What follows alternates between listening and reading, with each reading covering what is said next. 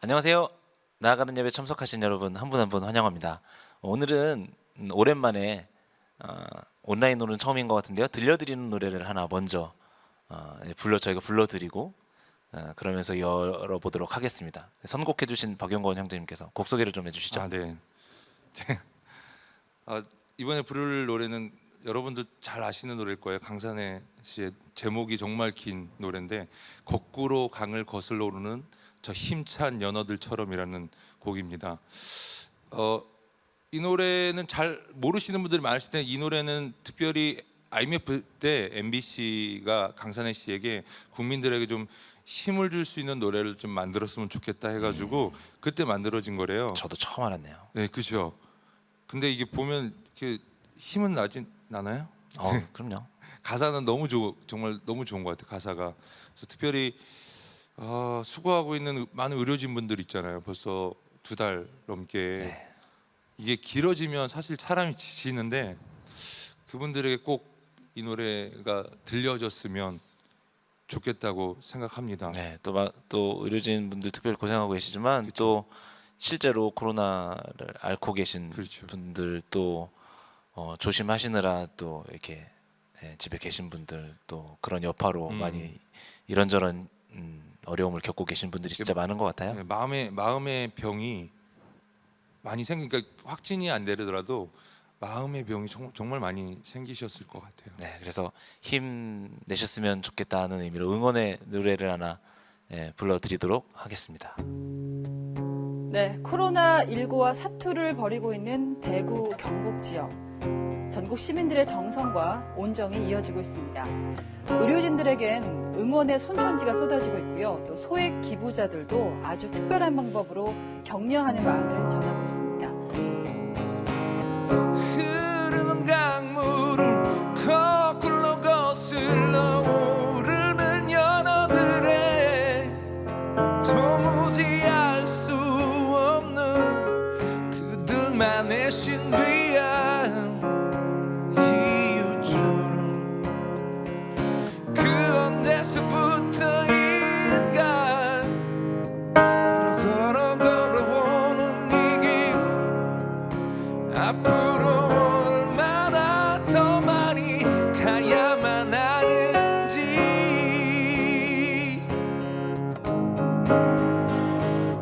여러 갈래 길 중 만약에 이 길이 내가 걸어가고 있는 돌아서 갈 수밖에 없는 꼬부라진 길일지라도 딱딱해지는 발바닥 걸어가다 보면 저 넓은 꽃밭에 누워서 난 쉴 수 있겠지.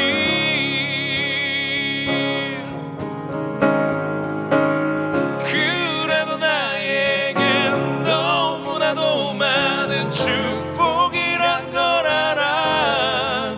수없이 많은 걸어가야 할 내 앞길이 있지 않나. 그래 다시 가다 보면 걸어가다 보면 어느 날 그 모든 일들을 감사해 하겠지.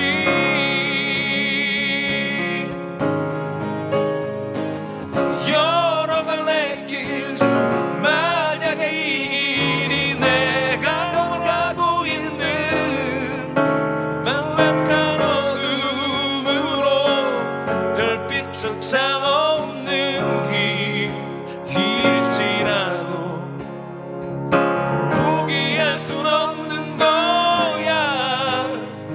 걸어가다 보면 뜨겁게 날 위해 부서진 햇살을 보겠지.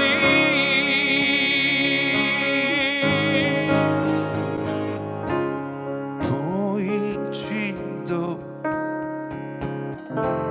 않는 그 쥐진하게 떨구며 한숨 짓는 그대 두 두려워 말아요. 거꾸로 강을 거슬러 오르는 저 힘찬 연어들처럼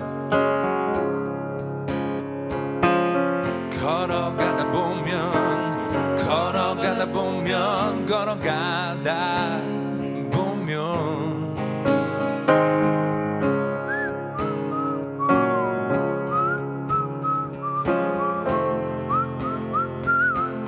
300만원 보내주시니까 수고하시는 저희 시의사선생님들 꼭 빵을 사서 다 나눠드리라고 사연들 보면 아주 눈물이 돌더라고요.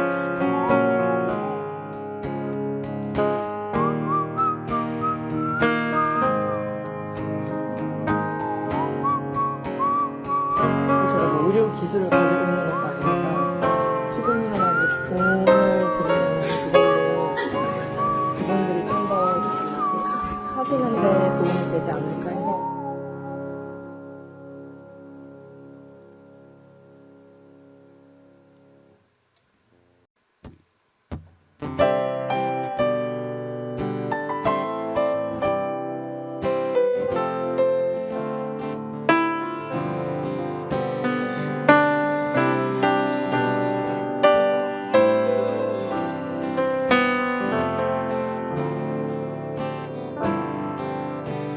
참 아름다워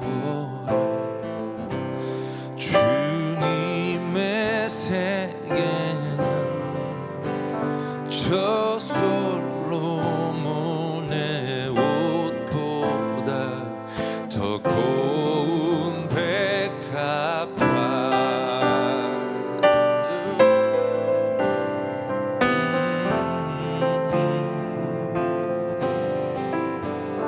참 아름다워라 주님의 세계는 저 아침 해와 저녁 노을 밤하늘 빛난 별 망망한 바다와 늘 부른 보물이 다 주 하나님 영광을 잘 드러내도다.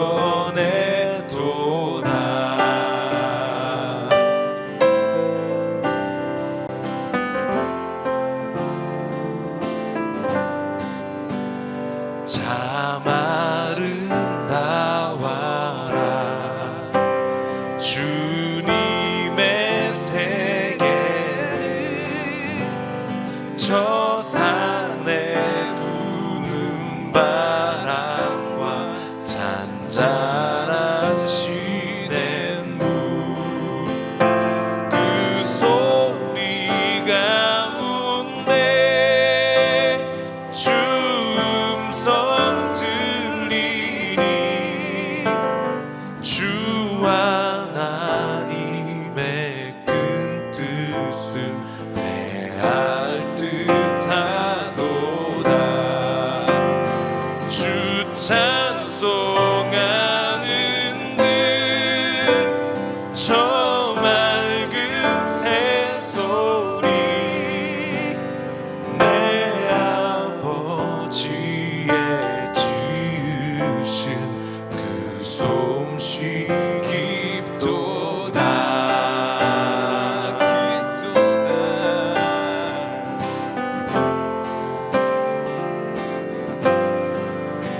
깊도다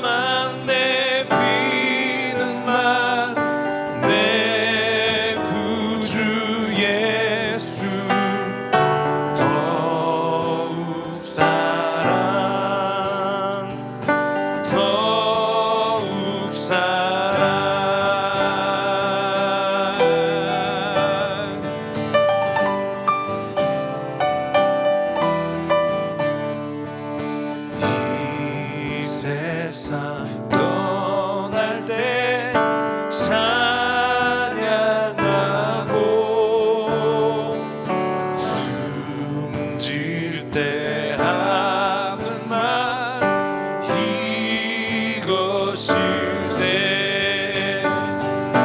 다만 내미는 말 내 구주 예수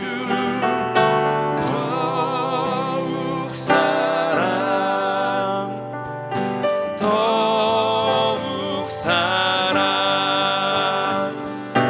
내 진정 소원이 내 구주 예수를 더욱 사랑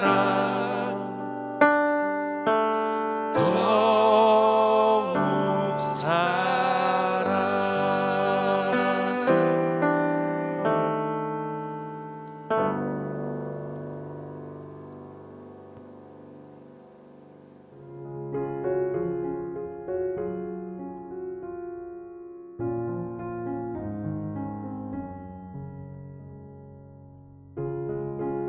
안녕하세요. 홍대 가까운 교회 식구 여러분, 저는 허유석 집사. 신은지 집사입니다. 코로나 때문에 저희가 2달 넘게 교회에서 예배를 못 드리고 이렇게 가정에서 예배를 드리고 있는데 많이 답답하시죠? 저희 부부도 답답하긴 하지만 어서 교회에서 만날 그날을 기대하면서 이렇게 가정에서 예배를 잘 드리고 있습니다. 우리 처음처럼 속으로 소식 아는 거 있으면 한번 전해주세요. 네, 저희 처음처럼은 각자 생활에 열심히 코로나에도 불구하고 열심히 하고 있고요. 가까운 교회 성도님처럼 어서 속히 이 코로나가 종식돼서 빨리 교회에서 만나 뵙기를 다 소원하고 있습니다. 저는 주 4일 근무를 하고 있습니다. 일주일에 40시간 근무해야 되는데 하루에 10시간씩 근무하고 하루는 집에서 쉬고 있는 주 4일째 근무하기 때문에 일주일에 하루는 집에서 가족과 함께 시간을 보내고 있습니다. 여러분은 어떻게 시간 보내고 계시는지 굉장히 궁금합니다. 다음에 만날 때 교회에서 많은 이야기를 했으면 좋겠습니다. 제가 오늘 우리 홍대 가까운 교회를 위해서 기도하겠습니다. 사랑의 하나님, 감사합니다. 코로나 바이러스의 어려움 속에서도 동영상을 통해 예배드리게 하시니 감사합니다. 그러나 주님, 저희가 예배를 드리기 전에 알고 지은 죄, 모르고 지은 죄가 있다면 용서해 주시기를 원합니다. 이 시간 저희 죄를 자백하오니 예수님의 보혈로 정결하게 하시며 모든 불의에서 우리를 깨끗하게 씻어 주옵소서. 주님, 또한 저희 나라와 전 세계를 불쌍히 여겨주시고 구원하여 주시기를 원합니다. 질병 때문에 고통받는 자를 위로하시고 환자들을 살리기 위해 애쓰는 의료진에게도 힘을 주시며 지혜를 주시기 원합니다. 또한 환자들의 가족과 그들을 돕는 손길 위에 함께 하시사 지치지 않게 하시고 이 질병이 끝나는 때에 어둠의 터널을 동행하셨던 주님을 기억하고 기쁨과 감사의 찬양을 할 수 있게 용기를 주옵소서. 이 시간 예배를 드리기 위해 각자의 위치에서 수고하시는 분들을 위로해 주시기 원합니다. 찬양으로 예배를 돕는 자들과 성경 말씀을 전하시는 목사님, 녹화를 담당하시는 분들과 편집을 담당하시는 분들의 수고를 아시오니 그들의 수고를 통해 주님 영광 받으시고 많은 사람들이 이 예배를 통해 하나님의 임재를 경험하는 시간이 되게 하여 주옵소서. 지금 저희와 같이 예배를 드리고 싶으나 직장에 출근하여 일하는 사람들과 몸이 불편한 자, 여러 가지 이유로 예배에 동참하지 못하는 사람들을 기억해 주시고 그들에게도 하나님을 사모하는 마음을 주시기 원합니다. 이 모든 말씀 예수 그리스도의 이름으로 기도합니다. 아멘. 안녕하세요. 가까운 교회 여러분들 잘 지내고 계신가요? 저는 잘 지내고 있습니다.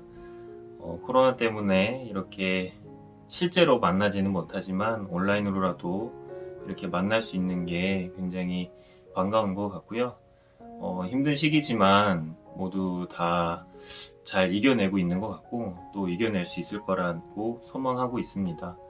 얼른 이 시기가 잘 지나서 다 같이 모여서 또 예배도 드리고 그런 시간들을 또 소망해 봅니다. 예, 오늘 말씀 제가 같이 읽어보도록 하겠습니다. 이번 주 말씀은 열왕기상 19장 1절부터 15절까지 말씀입니다.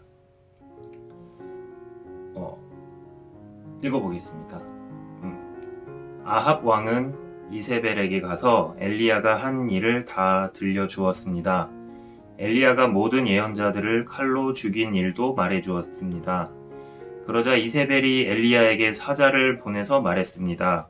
내일 이맘때까지 너를 죽이고 말겠다. 내가 그 예언자들을 죽였듯이 나도 너를 죽이겠다. 내가 너를 죽이지 못한다면 신들이 나에게 무서운 벌을 내려도 좋다. 엘리야는 이 말을 듣고 무서워서 도망쳤습니다.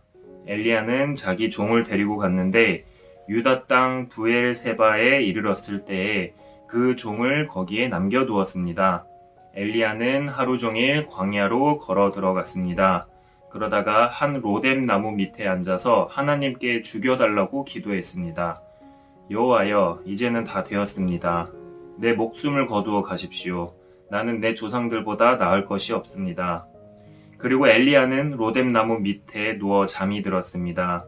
그때 한 천사가 와서 엘리야를 깨우며 말했습니다. 일어나 먹어라. 엘리야가 보니 뜨거운 돌 위에 놓인 구운 과자 하나와 물 한 병이 그의 머리맡에 있었습니다. 그는 먹고 마신 다음에 다시 자리에 누웠습니다. 여호와의 천사가 그에게 두 번째로 나타났습니다. 천사가 그를 깨우며 말했습니다. 일어나 먹어라. 아직도 갈 길이 멀다. 그래서 엘리야는 자리에서 일어나 먹고 마셨습니다.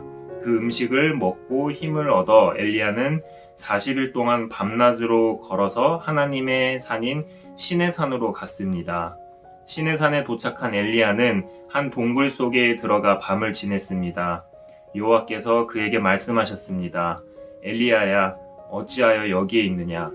엘리야가 대답했습니다. 만군의 하나님 여호와여, 저는 언제나 제 힘을 다해 주님을 섬겼습니다. 그러나 이스라엘 백성은 주님과 맺은 언약을 어겼습니다. 그들은 주님의 제단을 부수고 주님의 예언자들을 칼로 죽였습니다. 살아남은 예언자는 저밖에 없습니다. 그런데 지금 그들은 저까지 죽이려 합니다. 여호와께서 엘리야에게 말씀하셨습니다. 가거라. 산 위에서 내 앞에 서 있어라. 내가 내 앞으로 지나가겠다.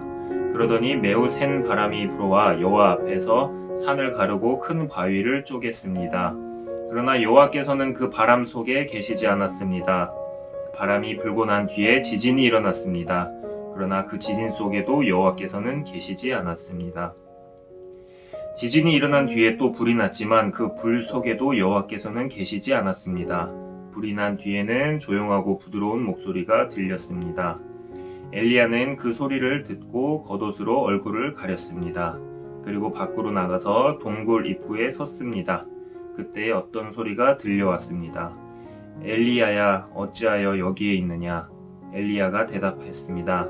만군의 하나님 여호와여, 저는 언제나 제 힘을 다해 주님을 섬겼습니다. 그러나 이스라엘 백성은 주님과 맺은 언약을 어겼습니다. 그들은 주님의 제단을 부수고 주님의 예언자들을 칼로 죽였습니다. 살아남은 예언자는 저밖에 없습니다. 그런데 지금 그들은 저까지 죽이려 합니다. 여호와께서 엘리야에게 말씀하셨습니다. 내가 왔던 광야 길로 돌아가 다마스커스로 가거라. 그 성에 들어가서 하사엘에게 기름을 부어 아람 왕으로 세워라. 안녕하세요. 지난주에는 예수님의 40일 금식에 관해서 같이 이야기를 나눴고요. 오늘 40은 엘리야가 그 시내산까지 걸어간 40일, 그것에 관해서 이야기를 함께 나눠보려고 합니다. 엘리야 아시죠? 북이스라엘 아합 왕 때 활동했던 선지자입니다. 어느 날 엘리야는요, 바알신과 아세라 신의 선지자 850명을 불러 모으고 아합 왕 앞에서 맞짱을 뜹니다. 1대 850이에요. 거기서 이방신 선지자들이 제단을 쌓았는데 그들의 신으로부터는 응답을 받는데 다 실패합니다. 그 반면에 엘리야는 하나님의 응답을 받고요, 거기서 살아계신 하나님의 존재를 만천하에 보여주죠. 그리고 엘리야는 즉시 거기서 선지자들을 모두 처형합니다. 갈멜산에서 일어난 일이에요. 현재 이스라엘 영토의 북쪽 끝 지중 해변에 하이파라는 도시가 있는데 그게 이스라엘에서는 세 번째로 큰 도시거든요. 이 하이파 바로 옆에 갈멜산이 있습니다. 갈멜산 꼭대기에는요 무흐라카라는 수도원이 있어요. 사진은 그 수도원 앞에 있는 엘리야 동상입니다. 바알신 선지자 850명을 죽이느라고 엘리야가 들고 있던 칼이 저렇게 휘었다는 그런 이야기도 전해지죠. 엘리야는 이 갈멜산에서 850명의 선지자들과 대치해서 하나님의 대표로 목숨을 걸고 정말 큰 일을 치렀습니다. 이 엘리야 이야기는요 열왕기상 17장에서 19장까지 있는데요. 마치 매우 용맹한 장수가 혼자서 수백 명의 적군을 물리친 그런 이야기를 읽는 느낌마저 듭니다. 이런 일을 눈앞에서 다 지켜본 아하방은요 그날 밤에 아내 이세벨에게 쪼르르 달려가죠.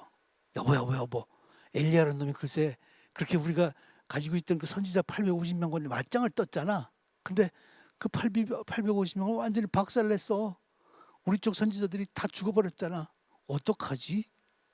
바알 선지자들은 이세벨이 애지중지하던 그런 사람들이었습니다. 그런데 엘리야라는 놈이 그 사람들을 몽땅 처형한 거예요. 이세벨에게 정면으로 도전한 겁니다. 이세벨은 자존심이 상했습니다. 분노가 치밀었어요. 그 즉시 엘리야에게 카톡을 보냅니다. 너 지금 어디냐? 엘리야가 답글을 보냅니다. 갈멜산 알잖아. 엘리야 너 거기 꼼짝 말고 있어. 아 왜 또 겁나 불게. 이세벨이 보냈습니다. 내일 이맘때까지 너를 죽이고 말겠다. 내가 그 예언자들을 죽였듯이 나도 너를 죽이겠다. 내가 너를 죽이지 못한다면 신들이 나에게 무서운 벌을 내려도 좋다. 이게 열왕기상 19장 2절에 있는 그 말입니다.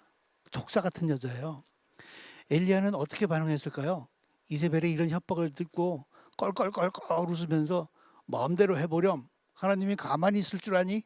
너도 어제 그 850명 선지자들처럼 죽게 될 거야. 이렇게 말했을 것 같죠? 근데 그게 아니에요. 엘리야는요 이 말을 듣고 무서워서 도망쳤답니다.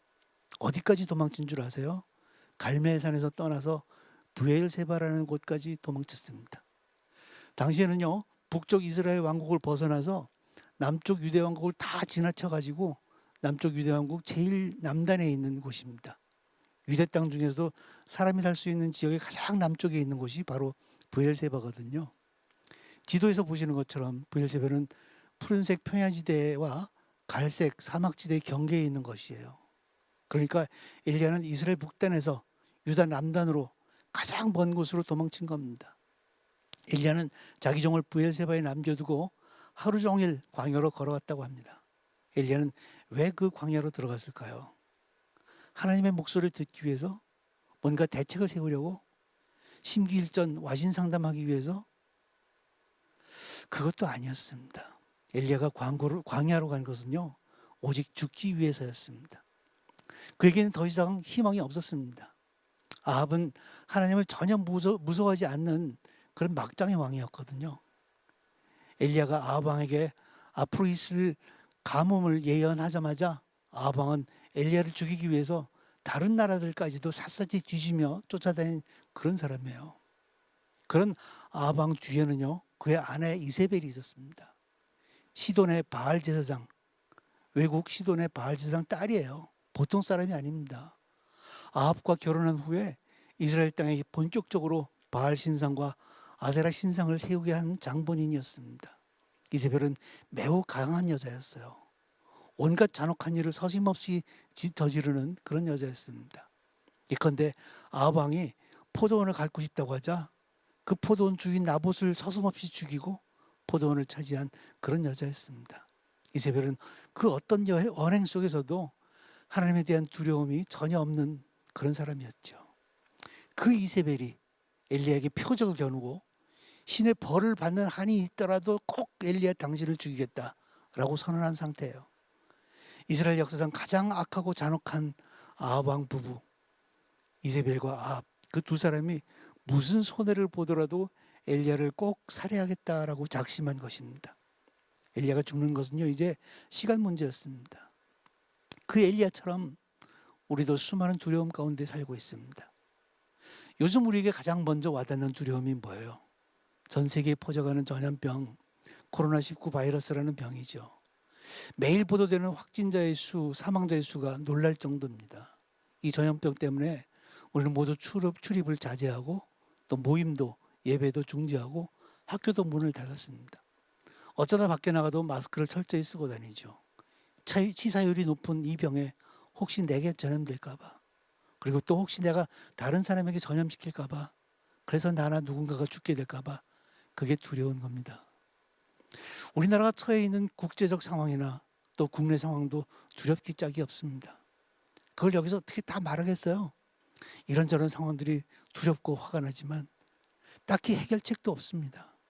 그냥 다 함께 두려움과 절망의 강을 따라서 떠내려가면서 서로가 서로에게 화를 내고 있는 중이에요.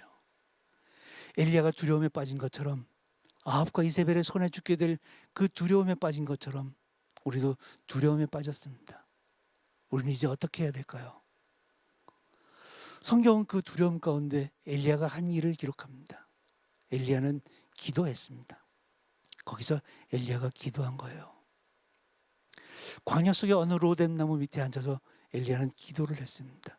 맞아요. 우리를 이 상황으로 끌고 온 것은 그 어떤 집단이나 그 어느 나라의 영향력에 따른 것이 아닙니다. 이 상황은 하나님께서 만들어 오신 거죠. 하나님이 왜 이렇게 이끌어 오신 건지, 또 앞으로 어디로 끌고 가실 건지 우리는 전혀 알 수 없습니다. 하나님께서 뭔가 하실 거예요. 그렇다면 우리는 당연히 하나님께 기도해야죠. 우리가 가장 먼저 할 일은 그래서 기도입니다. 엘리야는 이런 기도를 했습니다. 여호와여, 이제는 다 되었습니다. 내 목숨을 거두어 가십시오. 나는 내 조상들보다 나을 것이 없습니다. 근데 이 엘리야의 기도가요, 시편처럼 멋진 기도가 아니었네요. 원수들을 모두 물리치고 푸른 풀밭과 잔잔한 물가로 데려가 달라는 그런 희망찬 기도도 아니었어요. 이젠 자기를 그냥 죽여달라는 그런 기도였습니다. 뭐 이런 기도가 다 있어요.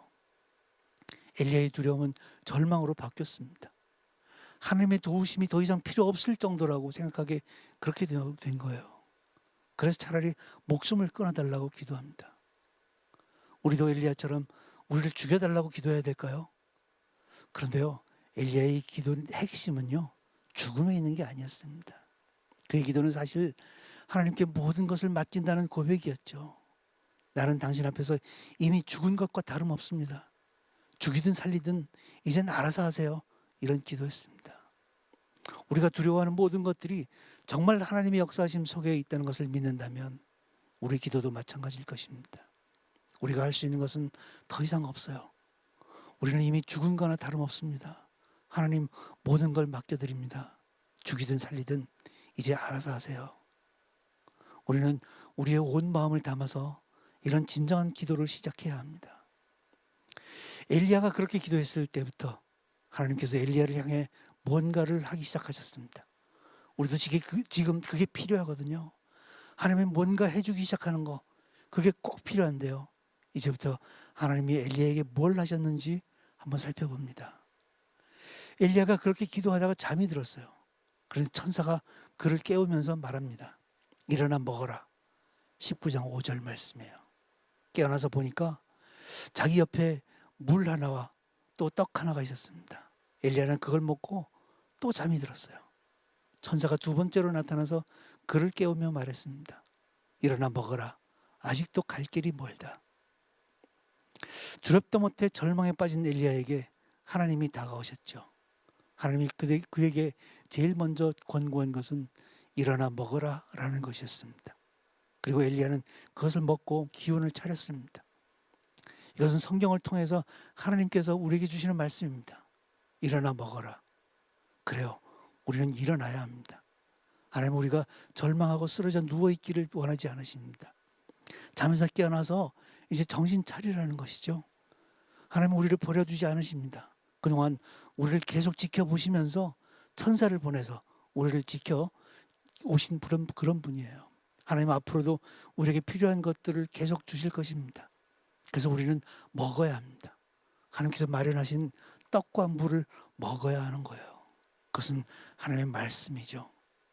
떡과 물병을 만지면서 구경하라는 것도 아니고요. 그걸 먹으라는 것입니다.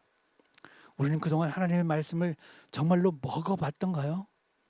우리나라와 우리가 수많은 원인으로 두려워하게 된 이 상황 속에서 우리는 정말 하나님의 말씀에 처절하게 매달려 봤던가요? 죽음과 절망을 면할 수 있는 유일한 방법으로서 그 말씀을 대해봤던가요? 이제 우리는 그 말씀을 집어 먹을 시간입니다. 성경을 정독하는 것도 중요한 방법이에요. 한 구절 한 구절 그 사이에서 들려오는 하나님의 목소리에 귀 기울일 필요가 있습니다. 요즘처럼 바깥에서 어차피 사람들도 만나지 못하는 시기에는요, 한번 성경을 온전히 읽어보세요. 두렵고 애절한 마음으로 하나님의 말씀을 대해보십시오. 우직하게 성경을 필사하는 것, 성경을 베껴 써보는 방법도 선택해 볼 만합니다. 얼마 전에 어느 성도님 한 분이 연락 주셨어요. 성경을 한번 필사했대요. 그래서 그 필사하신 걸 축하하기 위해서 그분에게 점심을 샀습니다. 점심 먹으면서 이야기해요. 필사를 다 끝내면 그 성경 필사본을 자녀에게 선물로 주어야겠다고 막연하게 그렇게 생각했대요. 그래서 필사를 끝내고 나서 그걸 자녀에게 주려고 보니까 자기 자녀가 둘인 거예요. 한 녀석에게만 줄 수가 없잖아요. 그래서 이제부터 성경을 또 한 번 더 필사하기 시작했다고 합니다. 그분이 두 번째 필사를 끝내면 또 점심을 한 번 더 사드리기로 했습니다. 성경 필사하신 분은 있으면 제게 연락 주세요. 제가 맛있는 점심을 사드릴게요. 근데 뭐 꼭 필사가 좋다는 건 아니죠. 어떤 방법으로든 성경을 차근히 읽어가는 것, 중간중간에 성경책을 덮고 뭔가를 깊이 생각해가면서 정독하는 것, 그게 꼭 필요하다는 말씀입니다. 하나님의 말씀을 온전하게 잘 읽으면 우리가 힘을 얻습니다. 거기서 내게 들려오는 하나님의 말씀을 깨달을 수 있습니다. 엘리야는 떡을 먹고 힘을 얻어서 일어났습니다. 그리고 40일 동안 밤낮으로 걸어서 시내산으로 갔습니다. 브엘세바 외곽의 광야에서 더 남쪽으로, 네게브 사막을 지나서 더 황량한 곳으로 시내산을 향해서 갔습니다. 40일 동안 걸어갔답니다. 갈멜산 반대 방향 남쪽으로 훨씬 더 멀리 걸어간 것입니다. 지도에서 참고하시라고 지금의 이스라엘 국경과 예루살렘 위치를 노란색으로 표시했습니다. 잘 아시죠? 시내산 어떤 것인지. 모세가 이스라엘 백성들을 이집트에서 구출한 후에 시내산에서 하나님의 말씀 10계명을 받았잖아요. 하나님이 역사하시는 곳, 그의 말씀이 주어졌던 곳입니다. 엘리야는 그 역사를 되새기면서 하나님과 만나 대면할 수 있는 장소로 간 것 같습니다. 두려움으로부터 회복되었지만 엘리야에게는 더 절실하고 필요한 것이 있었습니다. 단순히 두려움이 없어지는 것만을 원하는 게 아니었거든요. 이제 어떻게 살아야 합니까? 제가 뭘 하면 될까요? 엘리야에게는 이 질문에 대한 응답이 절실하게 필요했습니다. 그의 40일은 하나님이 이끄시는 대로 불기둥, 구름기둥을 따라갔던 그 이스라엘 백성들의 40년과도 같은 것이었습니다. 침례받으신 후 광야에서 금식하며 시험받으신 예수님의 40일과도 같은 것이었습니다. 엘리야는 간절하게 하나님의 소명을 구했습니다. 그렇게 시내산에 도착한 엘리야가 동굴 속에서 밤을 지냈을 때 드디어 하나님께서 말씀하셨습니다. 이제 무슨 말씀을 하실지 기대되죠. 40일 동안 사막길을 걸어서 시내산까지 왔으니까 그 옛날에 모세에게 10계명을 주신 것처럼 뭔가 어마어마한 말씀을 주실 것 같습니다. 엘리야야, 이젠 고생 끝. 내가 아합과 이세벨을 싹 정리해 줄게. 갈멜산으로 돌아가면 편안한 선지자 자리 하나 내줄게. 그렇게 말씀해 주실 것 같아요. 그런데 하나님은요, 오히려 엘리야에게 질문하셨습니다. 엘리야야, 어찌하여 여기에 있느냐? 19장 9절 말씀이에요. 아, 하나님 정말 골 때려요. 하나님도 잘 아시잖아요. 엘리야는 하나님 말씀 들으러 갔잖아요. 어떻게 살아야 될지 하나님으로부터 소명받으러 간 건데요. 왜 여기 있느냐니, 이게 엘리야에게 하실 말씀이에요. 하긴 잘 생각해 보면 하나님의 말씀이 일리는 있어요. 하나님은 엘리야에게 떡과 물을 주시면서 일어나 먹으라, 갈 길이 멀다라고 하셨지 시내산으로 가라고 하지는 않으셨네요. 시내산으로 갔던 것은 엘리야의 생각이었습니다. 잘 생각해 보면 우리도 비슷했던 것 같아요. 하나님의 소명을 받는다고, 하나님 말씀을 듣는다고, 하나님과 소통한다고 너무 하나님과의 관계에만 몰두한 적이 많아요. 예배 드리는 것, 찬양하는 것, 성경 읽는 것, 기도하는 것 다 좋은 일이지만요. 어쩌면 그저 내 생각에 하나님이 계신다고 판단되는 곳으로만 간 것 아니었을까 싶어요. 하나님은 예배와 제사도 중요하게 생각하시지만 우리가 이웃과 형제들과 평안하게 살아가는 것을 오히려 더 중요하게 생각하신다고 하셨어요. 내 생각에는 꼭 하나님이 계실 것 같은 곳, 막상 그런 곳에는 하나님이 계시지 않는 경우도 훨씬 많습니다. 엘리야야 어찌하여 여기에 있느냐 그렇게 물으신 후에 하나님의 엘리야 앞에서 바람과 지진과 불을 보내주셨습니다. 그러나 그 바람과 지진과 불 속 어느 곳에도 여호와는 계시지 않았다라고 성경은 기록합니다. 한번 읽어볼까요? 그러더니 매우 센 바람이 불어와 여호와 앞에서 산을 가르고 큰 바위를 쪼갰습니다. 그러나 여호와께서는 그 바람 속에 계시지 않았습니다. 바람이 불고 난 뒤에 지진이 일어났습니다. 그러나 그 지진 속에도 여호와는 계시지 않았습니다. 지진이 일어난 뒤에도 불이 났지만 그 불 속에도 여호와는 계시지 않았습니다. 하나님은 이상한 곳이나 기적적인 곳에만 계시는 분이 아니기 때문이죠. 우리가 한번 생각해 볼 필요가 있습니다. 우리는 왜 여기에 있는 걸까요? 우리는 왜 이 교회에 있는 걸까요? 우리가 교회를 찾아와야만 하나님을 만날 수 있다. 그렇게 믿는다면 그것은 정말 잘못 알고 있는 것입니다. 하나님이 이상하고 기적적인 사건 속에만 계신다. 그렇게 믿는다는 거면 그것도 역시 잘못 알고 있는 것입니다. 하나님은 그런 곳에 계시지 않습니다. 하나님은 우리의 모든 삶 속에서 매우 평범한 사건 속에서도 역사하고 있는 분입니다. 우리의 모든 행동과 마음까지 다 살펴보시면서 우리 옆에 항상 계시는 분이거든요. 우리가 순간순간 가지게 되는 나쁜 마음이나 음란한 생각까지도 다 아시는 분이에요. 우리는 어떤 순간에도 어떤 장소에서도 하나님의 돌보심으로부터 도망칠 수가 없습니다. 그런 바람과 지진과 불이 지나간 후에야 하나님이 그런 곳에 계시지 않는다는 것을 다 보여준 후에야 하나님께서 엘리야에게 말씀하셨습니다. 우리가 흔히 상상하는 것처럼 천둥치는 그런 쩌렁쩌렁하는 목소리가 아니라 조용하고 부드러운 목소리였습니다. 그 말씀은 처음에 하신 말씀과 똑같은 것이었습니다. 엘리야야 어찌하여 여기에 있느냐. 엘리야가 찾아가야 될 곳은 시내산이 아니었던 거예요. 하나님과 대면하고 그분께 예배하고 제사 지낼 것이 필요한 게 아니었습니다. 엘리야는 대답하죠. 그들이 저를 죽이려 합니다. 그런 내용이에요. 아직도 두려움이 가지지 않은 그런 변명을 하지만 그것은 이미 대답이 아니었습니다. 하나님은 그 엘리야에게 엘리야가 지금부터 해야 할 일 4가지를 말씀해 주셨습니다. 먼저는 이런 거죠. 내가 왔던 광야길로 돌아가 다마스커스로 가거라. 그 성에 들어가서 하사엘에게 기름을 부어 아람 왕으로 세워라. 이 말씀 첫 번째 말씀인데요. 다마스커스로 가서 하사엘을 아람 왕으로 세우라는 것이었죠. 이것부터가 이해하기 참 어려운 일이에요. 아람 족속은 하나님을 믿는 사람들도 아니고요. 하사엘 왕은 그 이후에도 늘 이스라엘을 공격하고 괴롭힌 그런 왕이었습니다. 생뚱맞게 아람이라는 이방 외국의 다마스커스로 왜 가요? 하나님의 선지자 엘리야가 그 이방 나라의 왕에게 권력의 정통성을 인정해 줄 이유나 무슨 권위가 있을까요? 하지만요, 하나님의 이 명령은요, 이런 것이었습니다. 그 모든 것을 떠나서 세계 전체가, 각 나라의 관계 모두가 하나님의 통치 안에 있다는 것을 말씀하시는 거였습니다. 엘리야에게 주신 이 첫 번째 말씀은 당연히 우리에게도 주어지는 것입니다. 우리를 둘러싼 다른 나라들과의 복잡한 셈법이 오가는 이런 정세 속에서 우리는 분명하게 알아야 합니다. 그들의 지도자도 하나님이 세우시는 것이고요.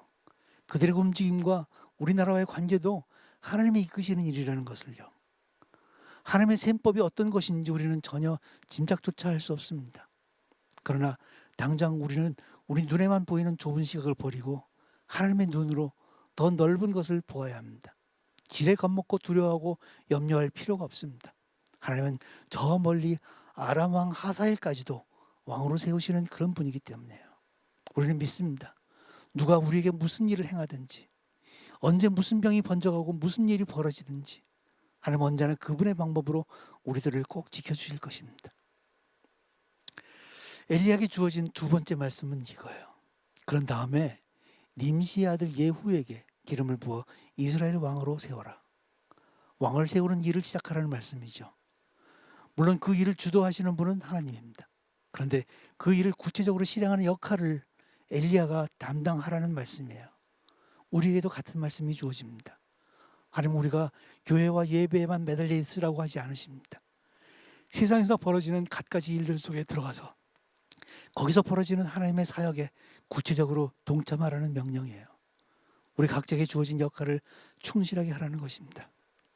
다만 그 어떤 일이 일어나든지 모든 것이 하나님이 역사하셔서 하나님의 주도적 계획 아래 일어나는 것임을 믿어야 합니다. 우리는 정치와 선거에도 관심을 가지고 참여해야 돼요. 다만 그 누군가를 미워하는 마음을 없애고 하나님이 정하시는 역사를 잘 받아들이셔야 합니다. 하나님이 여당을 지지하실 리도 없고요. 그렇다고 야당을 지지하실 리도 없습니다. 하나님은 어떤 과정을 거쳐서든 우리 모두를 결국 의로운 방향으로 인도하실 것입니다. 하나님과 성경을 이용해서 특정한 정치적 집단이나 의견만을 정당화하려는 분이 있다면 그것도 잘못된 일입니다. 교회에서는 성도끼리는 그런 정치적 의견으로 인해서 서로 미워하거나 반목하는 일이 없어야 합니다. 우리가 언제나 지켜가야 할 마음의 기본은 이거예요. 하나님은 어떤 경우에도 결코 우리를 버리시지 않을 거라는 믿음입니다. 어떤 세력이 어떤 권력을 잡는다고 해도 그것으로 인해서 우리가 하나님으로부터 버림받거나 또는 어떤 일을 당하는 것이 아니거든요. 하나님은 그 모든 것을 사용하셔서 그분의 샬롬을, 그분의 평화를 이 땅에서 반드시 이루실 것입니다. 우리가 하나님의 최종적 승리와 통치를 위해서 기도하고 있는 한 우리는 모두 한 편이고요. 하나님은 우리 편입니다. 하나님은 엘리야에게 이제 세 번째 말씀을 주십니다. 그리고 아벨무릴라 사람 사밧의 아들 엘리사에게 기름을 부어라. 그는 너의 뒤를 이을 예언자가 될 것이다. 하나님은 엘리야에게 뒤를 이을 사람으로 엘리사에게 기름 부으라고 말씀하셨습니다. 그것도 우리에게 하시는 말씀이에요. 우리의 후세, 어린이와 청소년과 청년들에게 믿음의 틀을 세워주라는 그런 말씀으로 들려옵니다. 우리는 우리의 뒤를 이을 후세에게 꾸준하게 기독교적 세계관을 가르쳐야 합니다. 어린이들에게 그리고 젊은이들에게 하나님이 통치하시는 이 세계의 질서를 가르치고 하나님 나라가 얼마나 중요하고 필요한지 얼마나 가치 있는지를 가르쳐야 합니다. 이단 신천지 행태가 뒤늦게 논란의 대상이 되고 있죠. 그들은 수많은 사람들에게 잘못된 믿음과 잘못된 세계관을 열심히 가르칩니다. 정말 주도 면밀한 방법으로 접근하고 대화를 시도하고 그들의 세계로 이끌고 갑니다. 그들의 열심과 준비에 비해 보면 우리는 상대적으로 참 소극적인 것처럼 보여요. 그렇다고 해서 그들과 같은 방법을 사용하자는 것은 아닙니다. 다만 그들 못지않은 정성을 가지고 우리 후세를 가르쳐야 하는 것 아닐까 싶습니다. 특히 어린이들, 청소년들 그리고 청년들에게 우리가 할 수 있는 것을 다 해야 합니다. 여러분들도 조금만 시간 내시면 할 수 있는 것들이 있습니다. 예컨대 주일날 시간을 할애해서 작은 마을이나 징검다리에서 아이들을 돌보는 것을 도움 주신다면 그것도 한 달에 한 번이나 두 번 정도 해주신다면 정말 많은 것들을 할 수 있거든요. 엄청난 준비나 자격이 필요한 것도 아닙니다. 그저 아이들을 사랑하는 마음만 가지고 있으면 너무나 충분합니다. 이제 하나님께서는 마지막으로 엘리야에게 말씀하셨습니다. 또한 내가 이스라엘에 7,000명을 남겨두었는데 그들은 한 번도 바알에게 절한 적이 없고 바알의 우상에게 입을 맞춘 적이 없는 사람들이다. 우리는 외롭게 남아서 세상과 사투버리는 줄 알았어요. 그렇지만 하나님은 믿음의 동지들을 남겨두셨군요. 하나님은 순수한 믿음의 동지들을 예비해 두셨습니다. 주위에는 어쩌면 결코 믿음의 동지라고 보이지 않는 사람들도 있을 수 있어요. 어제까지만 해도 사실 하나님이 있는지 의심스럽다. 뭐니 해도 머니가 최고다. 그렇게 침튀기며 이야기한 사람. 그 사람이 어떻게 믿음의 동지라고 할 수 있겠어요? 그렇지만요. 그들도 언젠가 때가 되면 변합니다. 하나님께서 그 사람들을 변하게 해주실 거예요. 그들이 바로 나의 동지가 될 것입니다. 우리 주변에는 그렇게 살아가는 믿음의 동지들이 많이 있습니다. 믿음의 동지들이 함께 모여서 이 어려운 시기에 서로를 격려하고 믿음을 잘 지켜가도록 서로 인도하는 것, 우리가 할 일은 그것이죠. 엘리야는 그토록 자기를 죽이려고 했던 아합과 이세벨에게 자기 손으로 직접 보복하지 않았습니다. 때로는 오히려 아합 왕을 도와주기까지 했어요. 아합 왕은 아람군과 전투하다가 전장에서 화살을 맞아 피를 흘리며 죽었습니다. 아합 왕의 피를 개들이 핥았다고 성경은 기록합니다. 그의 아내 이세벨은 신하들에 의해서 창밖에 내던져지고 말에 짓밟혀 죽었습니다. 이세벨의 시체는 끝내 찾지 못했다고 합니다. 우리를 박해한 사람과 세력들이 있다면 하나님께서 적절하게 처리하실 거예요. 내가 악역을 맡을 필요가 없습니다. 내 손에 직접 피를 묻히려고 하지 않아도 됩니다. 우리 마음속에서 미움과 두려움을 걷어내고 하나님께서 하시는 일만 성실하게 하면 됩니다. 그게 하나님께서 바라시는 삶의 방향이죠. 엘리야는 두려운 마음으로 가장 먼 곳으로 도망쳤지만 하나님께서는 그에게 떡과 그리고 사명과 그리고 사람들을 보내주셨습니다. 죽음을 맞았지만 부활로서 죽음을 이겨내신 예수님도 같은 메시지를 우리에게 주십니다. 주님께서는 우리에게 주신 떡이 있어요. 그 떡을 먹고 우리가 함께 회복하십시다.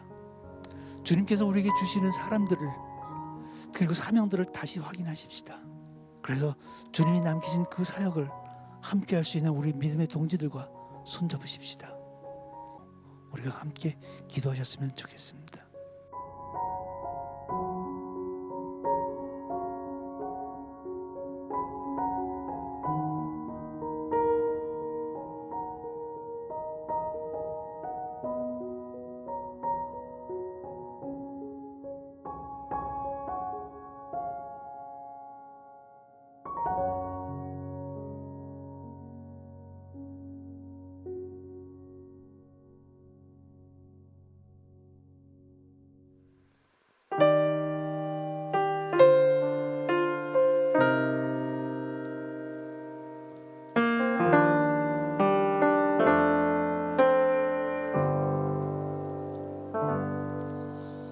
나의 가는 길 주님 인도하시네.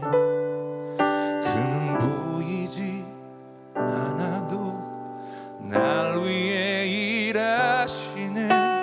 주 나의 인도자 항상 함께 하시네. 사랑과 힘 베푸시며 인도하시네.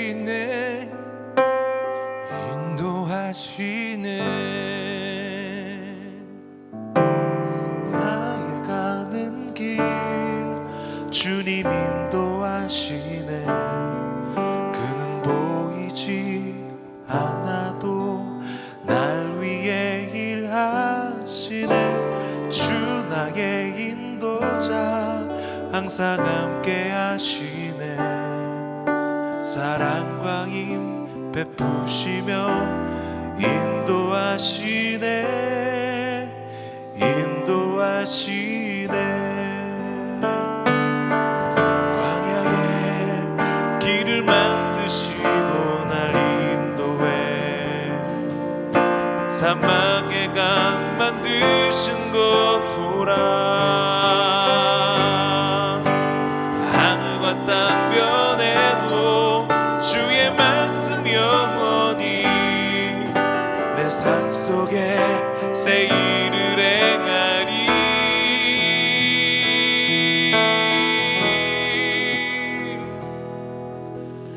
나의 가는 길 주님 인도하시네. 그는 보이지 않아도 날 위해 일하시네. 주 나의 인도자 항상 함께 하시네. 사랑과 힘 베푸시며 인도하시네. 인도하시네. 광야에 길을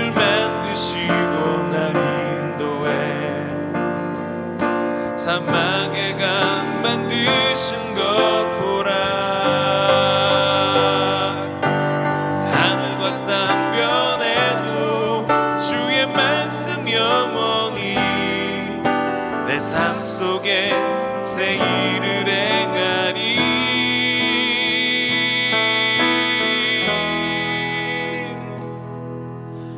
나의 가는 길 주님 인도하시네. 그는 보이지 않아도 날 위해 일하시네. 주 나의 인도자 항상 함께 하시네. 사랑과 힘 베푸시며 인도하시네. 인도하시네.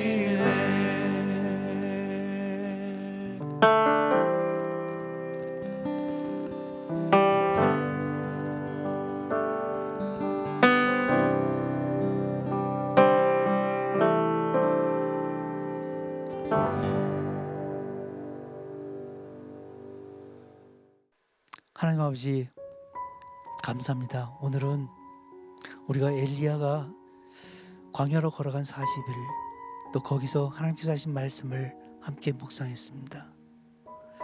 어렵고 힘든 상황 속에서 두려움에 가득 차 있지만 떡과 물을 주시면서 우리에게 힘 주신 하나님, 우리가 여기서 힘을 얻고 일어나려 합니다.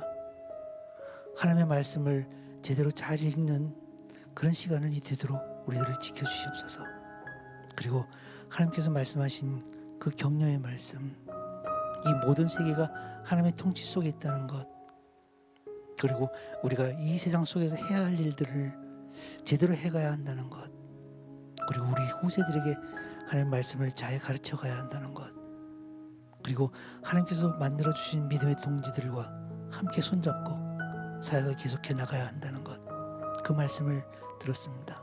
아버지 하나님, 이 말씀들을 마음에 새기면서 어려운 시기에 건강을 제대로 잘 지키게 하시고 또 하나님이 주시는 평화 속에서 우리 옆 사람들, 이웃 사람들과 재미있게 또 좋은 시간 지낼 수 있도록 인도해 주시옵소서.